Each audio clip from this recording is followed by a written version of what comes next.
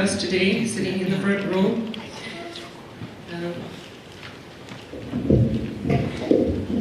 They were born in southeast Poland, in the farming community of Malno, which is a group of villages with about 150 Ukrainian families and 16 Jewish families. It was horse and wagon days, farm chores, beautiful vegetable gardens. They had a family dry goods store, and they were taught Old Testament Bible by their grandmother Sarah every Saturday. Renia was educated in Malno. She spoke 3 languages by the age of 5, as well as that was Ukrainian, Yiddish, and Polish. And this served her well later, and I'm sure it served Henya well. I don't know Henya's story as well, but I'm sure it's similar. Renia was in grade 3 by the age of 7. She longed to be a poet. They received a musical education at the hands of their violinist, singer, father. He taught them songs of praise. Her teachers, or their teachers, taught how to write musical notes and sing them, mostly Ukrainian children's songs. The war began in 1939, of course, but for Renia and Henya, the Holocaust began in June 1941, when in the middle of the night, 4 Ukrainian youths burst into their home and beat their father. He was never fully the same after that. And that began the summer of fear, where they sought refuge in the fields, in haylofts, in barns. A neighbor took over their house. They were forced out, forced to flee. They could trust no one. And thus began the summer of fear, 1941. All Jews were to report to the neighboring town, known for killings. In fact, their father's mother was shot and killed there. Her uncle, aunt, and 4 children were shot there. Shot by Ukrainian collaborators and the German army. Their only chance was to escape. Their mother knew this. Their only chance was to send Renia and Henya off to work camps.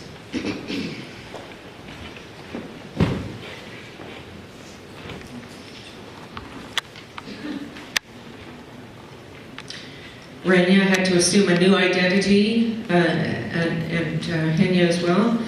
And a neighbor gave their daughter's birth certificate, so that now Renia became Marja Kozowa, and Henya became Pelagio.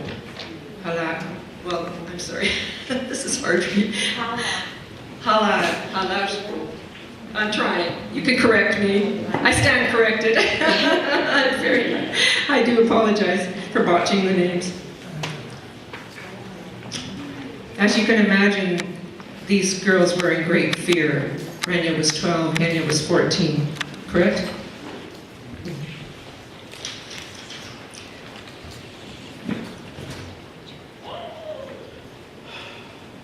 Their mother had to stay behind to try and save their young brother David, who was only 9 years old. She wanted to get him a shepherd job. And of course, she was so devastated. Her husband had been beaten to a pulp. He was not the same. She was having to send her 2 daughters away. And they said goodbye. She was sitting on the kitchen floor. And quick, longing embraces. And then they had to head to the train station. Goodbye, Mama. At the train station, 12-year-old Renia and 14-year-old Henya were interrogated. They saw women being dragged away. Fortunately, they knew Ukrainian, knew how to cross themselves. But they had to stay away from each other. They couldn't even be with each other. You couldn't trust anyone. 12-year-old Renia and her sister Henya had to become consummate actresses, pretending to be someone other than that they were. They had to hide their Jewish identity. And this carried on for the entire time. Their lives were in danger every second. After 3 days' wait at the train station in the cold, snow, no food, no water, no blankets, nothing, 3 days and nights, finally the train came. And they were packed into cattle cars, no warmth, no food, no water. 6 weeks on the train, 12-year-old Renia, 14-year-old Henya, 6 weeks in the train in these conditions. Finally arrived in France at Metz, January 16, 1942, where they were promptly undressed and sprayed with DDT spray. Renia was put in a group of 30 and sent to Germany to a textile factory. I apologize, Henry, I don't know the details for you, but you can tell me later. I know that Renia's sole possession was one comb and the clothes on her back. She was sent to a work prison. Terrible conditions. One room with 30 people altogether. Huge lice. Her only comfort was to make sure that she got last in the showers and shout out, "Mama, Mama," to the top of her lungs. Unable to trust anyone. Food was one slice of bread and one ladle of soup a day. Malnourishment, semi-starvation for 5 months. Finally, there was a chance for escape, May 1st, 1942, with 3 friends. They took the train to Nijmegen. Again, no food, no water. They ended up in a convent with a nice warm bowl of soup. And then the police came, and they ended up in prison with the worst criminals, interrogated for 1 week. 12-year-old Renia had a gun to her head while a German officer shouted at her. Miraculously, they let them go, and Renia was sent to Bremen region, Germany, to a work farm, where again she was interrogated by the farm wife. And this began a period of 3 years of intense work,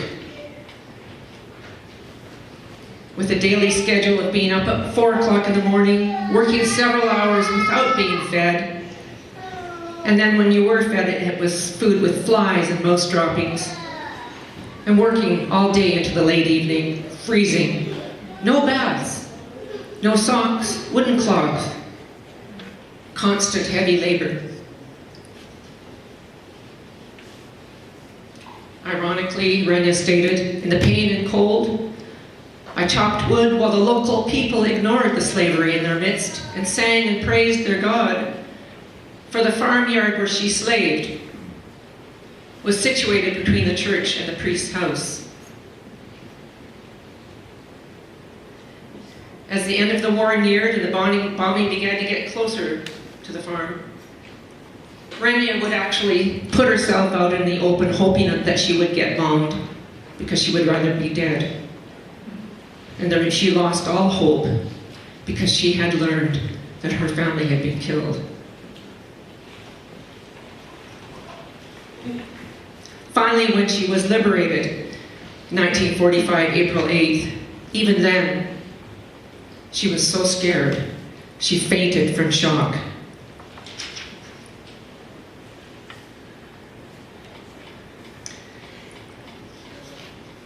Even after liberation, it didn't end for Renia and Henya. Renia was sent to a displaced person camp, and even there, anti-Semitism was still rampant. It's unbelievable. Even a year after the war, in 1946, Renia learned, and Henya, that they were still killing Jews in Poland. 200 Jews were murdered by the Polish National Army a year after the war ended. Renia and her sister Henya returned to Poland only to be sent back to Germany to a displaced person camp. And And she stayed there until the spring of 1948, when at the age of 18 she met her future husband, Morris Perel. They unfortunately had to become separated for a while.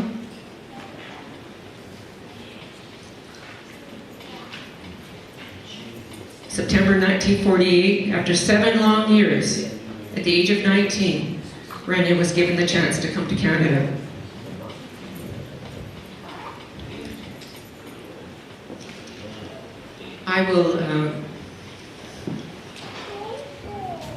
I'll stop there because I'll let Rania tell her story. But